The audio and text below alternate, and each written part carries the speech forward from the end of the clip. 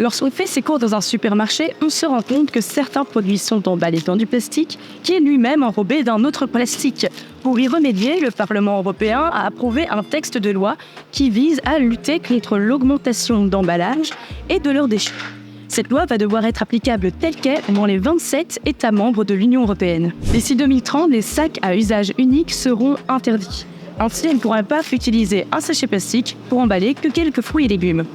Cette loi anti-gaspillage prévoit de limiter le nombre d'enveloppes biodégradables. Chers amis français, ne vous inquiétez pas pour votre célèbre camembert parce que les boîtes en bois seront exemptées de cette obligation. L'objectif ici est de remplacer le compostable uniquement lorsqu'il présente un avantage pour l'environnement.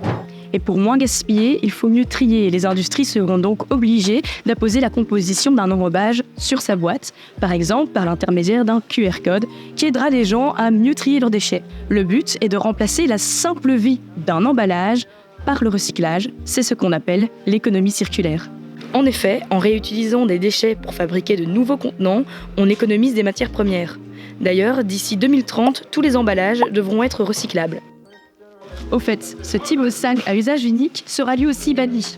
Une petite exception sera toutefois faite pour les produits d'hygiène, comme par exemple les bouteilles d'eau, les canettes ou encore les serviettes hygiéniques. Toutes ces mesures devront contribuer à réduire la quantité d'emballage et de déchets d'emballage de 15% d'ici 2040. Mais tout cela aura un coût.